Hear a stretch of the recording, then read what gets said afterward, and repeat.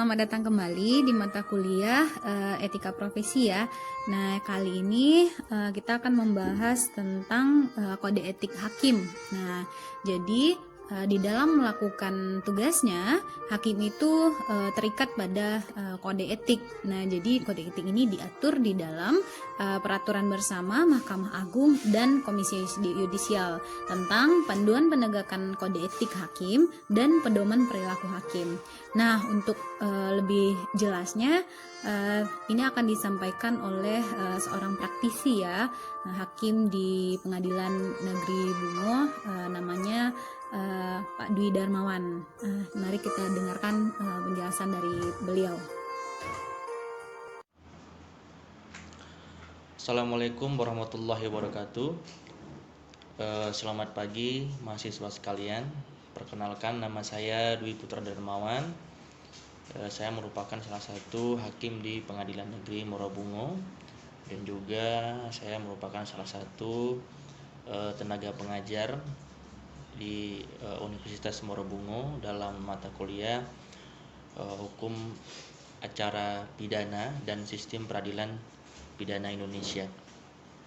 Baik, pada kesempatan ini saya akan membagi mengenai kode etik dan pedoman perilaku hakim di Indonesia, yaitu regulasinya ada di keputusan bersama Ketua Mahkamah Agung Republik Indonesia dan Ketua Komisi Yudisial Republik Indonesia nomor 047/KMA/SKB/4 dan nomor 02/SKB/P.Y/4 tanggal 8 April 2009, yang pada pokoknya di dalam regulasi tersebut itu melahirkan 10 prinsip-prinsip dasar kode etik dan pedoman perilaku hakim, diimplementasikan di dalam 10 aturan perilaku sebagai berikut yang akan saya jelaskan.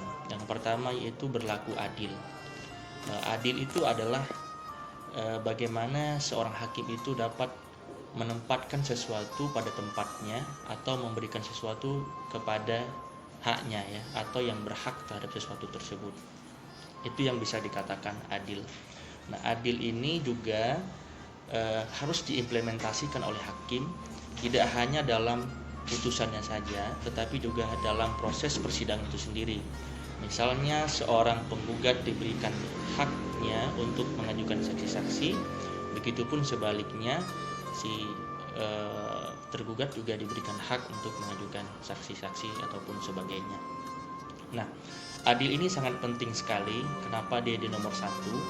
Karena sumpah seorang hakim itu ketika dia memberikan suatu putusan, maka irah-irahnya adalah demi keadilan berdasarkan ketuhanan yang Maha Esa. Yang dicari dari dalam setiap putusan itu adalah keadilan bagi pencari keadilan yang datang ke pengadilan. Itu yang pertama. Yang kedua yaitu berperilaku jujur, yaitu seorang hakim harus berani menyatakan bahwa yang benar itu adalah benar, yang salah itu adalah salah. Saya akan memberikan contoh, misalnya ketika ada suatu keadaan atau peristiwa yang mana peristiwa itu adalah benar, lalu hakimnya juga menyatakan itu benar, maka tentu hasilnya adalah suatu kebenaran. Begitu juga misalnya sesuatu hal yang salah, lalu hakimnya mengatakan itu salah, maka itu juga akan hasilnya adalah kebenaran. Itu akan lain ceritanya ketika sesuatu hal yang benar lalu dikatakan hakimnya salah, maka tentu hasilnya adalah kekeliruan. Ataupun sesuatu hal yang salah lalu dikatakan benar oleh hakimnya, maka tentu ini juga akan menghasilkan kekeliruan. Jadi sikap jujur dari seorang hakim ini sangat ditekankan sekali karena dia berada di nomor 2 seperti itu ya. Jadi sikap jujur ini juga tidak hanya di dalam putusan, tetapi juga di dalam kehidupan sehari-hari seorang hakim. Baik, itu yang kedua. Yang ketiga itu berperilaku arif dan bijaksana, yaitu seorang hakim harus mampu bertindak sesuai dengan norma-norma yang hidup dalam masyarakat, baik norma-norma hukum, norma agama, kesusilaan, ataupun kebiasaan-kebiasaan di suatu daerah tertentu. Itu juga harus dipelajari oleh hakim tersebut sehingga dia bisa mengambil sikap yang terbaik di dalam menghadapi setiap kondisi-kondisi yang terjadi di lapangan. Itu yang ketiga ya. Yang keempat yaitu bersikap mandiri, yaitu seorang hakim harus mampu bertindak sendiri tanpa bantuan pihak lain. Artinya juga hakim itu bebas dari campur tangan pihak lain, siapapun itu, baik dia dari internal maupun dari kalangan eksternal. Baik yang kelima yaitu berintegritas tinggi, yaitu adalah merupakan sikap yang setia dan tangguh dalam berpegang pada nilai-nilai atau norma-norma yang berlaku dalam melaksanakan tugas. Jadi seorang hakim itu dalam menjalankan tugasnya dia harus tetap setia ya dan berpegang teguh dengan semua regulasi ataupun aturan-aturan yang mengikat seorang hakim itu dalam menjalankan tugasnya. Artinya ini merupakan suatu janji seorang hakim kepada dirinya sendiri dari awal hingga prosesnya selesai, dia tidak belok-belok lah istilahnya seperti itu ya.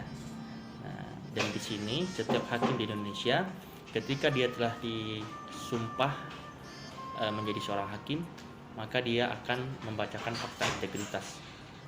Itu semuanya wajib. Nah, baik, itu yang kelima. Yang keenam itu adalah bertanggung jawab.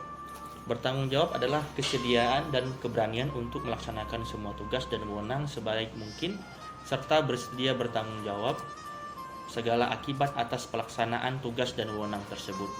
Jadi seorang hakim tidak boleh lepas tangan ketika dia sudah mengeluarkan suatu keputusan, lalu dia tidak begitu ditanyakan mengenai keputusan tersebut, dia tidak mau tahu lagi. Itu bukan saya nggak mau tahu lagi, misalnya seperti itu. Ini tidak adalah sikap-sikap yang tidak bertanggung jawab, yang tidak gentleman ya kalau orang bilang seperti itu. Nah, ini tidak diperbolehkan hakim seperti itu ya. Jadi jika dia telah mengeluarkan keputusan, dia tetap komit dengan keputusannya itu dan mampu bertanggung jawab sampai ada putusan yang lebih tinggi yang mengoreksi putusan tersebut. Baik, yang nomor 7 yaitu menjunjung tinggi harga diri. Pada diri manusia itu melekat martabat dan kehormatan yang harus dipertahankan dan dijunjung tinggi. Begitu juga hakim, di mana dia menjunjung tinggi harga dirinya dan juga menjunjung tinggi martabat dia sebagai seorang hakim. Jadi dia tidak boleh melakukan hal-hal yang melanggar kesusilaan, melanggar kesopanan dalam masyarakat. Ini akan menjadi celah bahwa orang tidak akan percaya kepada seorang hakim jika seorang hakim perilakunya juga malah menjadi keresahan dalam masyarakat seperti itu. Yang kedelapan yaitu berdisiplin tinggi, di mana ini saya kira mahasiswa sudah tahu ya apa arti disiplin. Itu dia misalnya bekerja datang tepat waktu, mengerjakan apa yang menjadi tugas dia, ikhlas dalam pengabdiannya, dan berusaha untuk menjadi teladan dalam lingkungannya. Yang nomor 9, berperilaku rendah hati. Jadi seorang hakim itu harus sadar akan keterbatasan dan kemampuan dirinya, karena setiap manusia itu jauh dari kata sempurna. Begitu juga seorang hakim, tentulah dia tidak akan bisa sempurna. Dia tidak mungkin bisa lepas daripada kesalahan dan kecelaan. Oleh karena itu dia tidak boleh sombong dengan jabatan yang melekat pada dirinya tersebut. Salah satu filosofi kenapa hakim itu diberikan toga itu juga demikian, bahwa agar hakim tidak sombong, karena dengan kain saja dia bisa sudah kalah besarnya. Bagaimana dia ingin membesarkan dirinya tersebut ya. Baik, itu yang nomor 9. Yang terakhir itu nomor 10 yaitu bersikap profesional. Itu bagaimana seorang hakim dapat melaksanakan pekerjaan yang dipilihnya dengan kesungguhan yang didukung oleh keahlian atas dasar pengetahuan, keterampilan, dan wawasan luas. Jadi seorang hakim itu tidak boleh bermalas-malasan ya. Jadi dia setiap hari atau dalam waktu-waktu tertentu dia harus menambah pengetahuannya. Karena salah satu hakim, kalau di dalam sebuah hadis dikatakan bahwa hakim yang jelek itu atau hakim yang masuk neraka itu dia memutus karena kebodohannya. Nah, ini karena dia tidak mencari pengetahuan tentang apa yang akan diputusnya tersebut. Mungkin itu saja dari saya para mahasiswa sekalian.